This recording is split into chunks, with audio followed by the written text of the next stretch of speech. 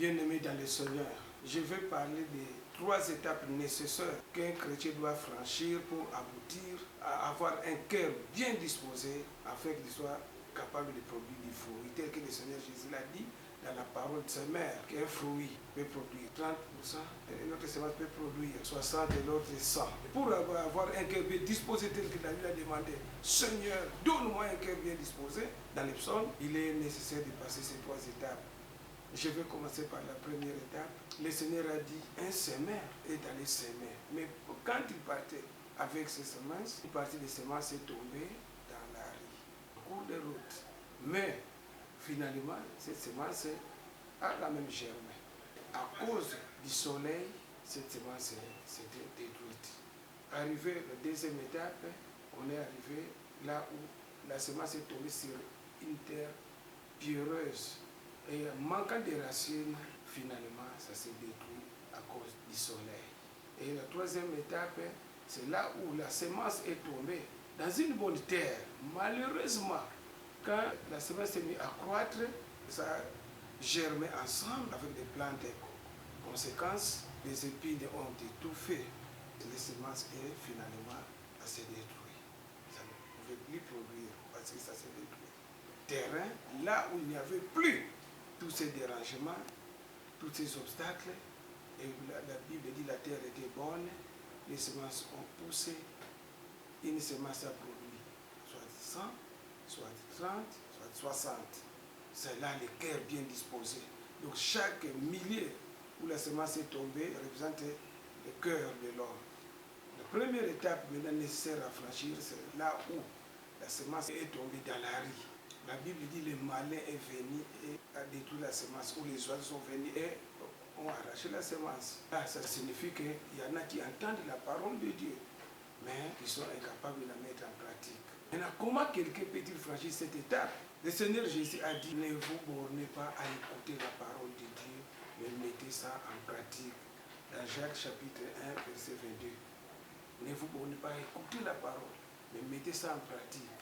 Il y en a qui ont fait des années dans l'église, peut-être 1 mois, 2 mois, pourquoi pas 1 année ou 2 ans. Mais il a entendu que le Seigneur a dit, voici les signes qui accompagneront ceux qui auront crié à mon nom. Ils chasseront des démons. Mais n'a jamais osé chasser des démons une seule fois. Quand il est malade ou il trouve un cas de démon, il doit chercher soit un pasteur, un prédicateur ou un apôtre ou quelqu'un d'autre. Alors que la Bible parle de tout croyant qui peut chasser les démons. Aujourd'hui, je voudrais que tu sois capable de mettre la parole de Dieu en pratique.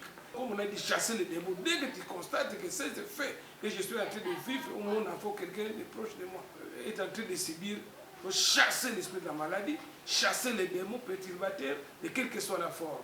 Quand tu oses le faire, c'est là pratiquer la parole de Dieu. C'est la preuve que tu as compris la parole de Dieu. Je donne un autre exemple. À mon nom, il parlait de nouvelles langues. Un chrétien doit croire que moi aussi je peux parler en langue parce que le Seigneur m'a donné ça comme un don, comme j'ai accepté Jésus comme mon Seigneur. Quand tu crois à ça, tu insistes. La Bible dit qu'il cherche, trouve, demandez, on vous donnera. Demande au Seigneur. Ça, c'est quelque chose que tu m'as donné. Je veux vivre cela et en plaçant ta foi à cela, en insistant. Comme le Seigneur l'a dit que je ne suis pas un homme pour qu'un enfant me demande du poisson que je lui donne un serpent. C'est la même chose que tu dois mettre ta foi au Seigneur. Il est prêt à te donner tout ce que tu as besoin.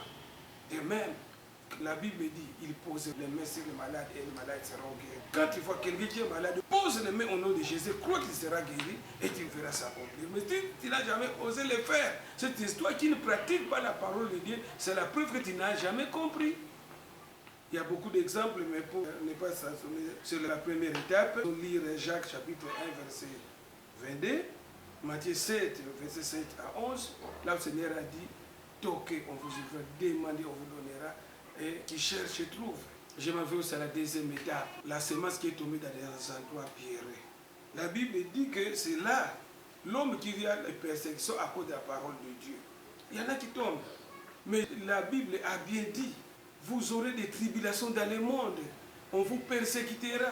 Que dit la Bible? Il y a une solution qui est prévue dans la Bible. Quand la persécution arrive, la Bible dit, quand on vous persécutera, quand on va vous livrer même devant les tribunaux, quoi que ce soit, il ne faut pas vous tracasser. Glorifiez le Seigneur. Réjouissez-vous, car l'Esprit du Seigneur est avec vous.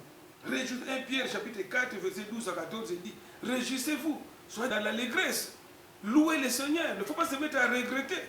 Ceux qui deviennent soucieux, ce sont eux qui échouent. Et serez-vous quand vous serez persécutés. Ceci s'est passé même dans les actes des apôtres. Hérode a fait tuer Jacques. Et puis, on a arrêté Pierre. Mais l'Église, au lieu de se mettre à se réjouir, à glorifier le Seigneur, ils se sont mis à pleurer, à regretter. Et Dieu a accordé sa miséricorde. Un ange est allé libérer Pierre.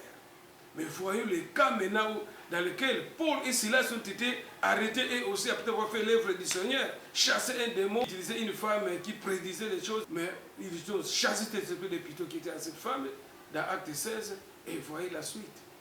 Paul et Silas s'étaient mis en prison avec des chaînes. Mais comme ils se sont mis à se réjouir et à glorifier Dieu, la puissance du Seigneur s'est manifestée, les chaînes se sont brisées et même les portes de la prison s'étaient ouvertes. Voilà, parce qu'ils ont fait ce que Dieu demande de faire. Ça, c'est la deuxième étape. Allons maintenant à la troisième étape. La semence qui est tombée parmi les épines. Que dit la Bible? Les épines représentent les soucis de la vie, les soucis du siècle présent, l'esprit de séduction qui se trouve dans le monde, même la séduction des richesses. Qu'est-ce que nous devons faire? Là, maintenant, cet esprit de richesse, l'esprit des soucis de ce siècle, cet esprit va continuer à combattre les chrétiens jusqu'au jour où tu vas quitter cette terre. Parce que nous sommes humains, nous avons besoin de nous vêtir, nous avons besoin de manger, nous avons besoin d'avoir des maisons. Si tu es locataire, tu as besoin de l'argent pour payer les loyers. Si tu es chez toi, mais tu auras toujours besoin de construire peut-être, d'améliorer ta maison. Pourquoi pas amener les enfants aux études secondaires et universitaires, tout cela. Ça demande beaucoup de moyens. Maintenant, si quelqu'un se soucie de toutes ces choses, si tu prends les soucis de la vie comme un obstacle, ça va t'empêcher à progresser dans la foi. Mais qu'est-ce que nous devons faire? La solution pour les soucis de la vie. Le Seigneur Jésus l'a dit dans Luc chapitre 21, verset 34 et 36. Il ne faut pas vous distraire avec les soucis de la vie. Mais confiez au Seigneur, veillez et priez en tout temps. Voici la solution. Veillez et priez en tout temps. Créez des occasions pour prier, soit seul, soit ensemble avec les autres.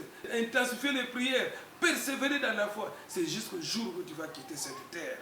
Voilà les trois étapes que l'homme doit passer. Quand vous terminez ces trois étapes, maintenant vous êtes disponible, vous avez intérêt disponible pour recevoir la parole, pour que la parole produise des fruits. Et nous connaissons les fruits du Saint-Esprit, les fruits.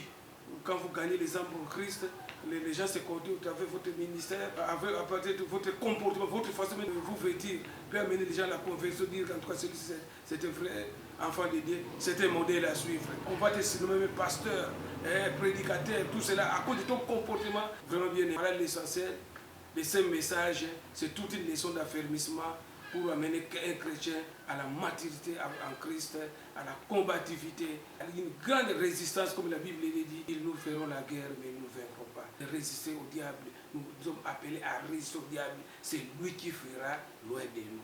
Que mon Dieu vous bénisse, que mon Dieu bénisse cette parole, soit capable de mettre la parole de Dieu en pratique, soit un homme de foi. Vous venez de recevoir ce message au travers moi, votre serviteur, l'apôtre Lelo Yabaka. Pour le moment, je suis à Lucas, en RDC, mais je sais que le message que nous prêchons, c'est pour tous les chrétiens du monde entier. Soyez affermis, on est ensemble.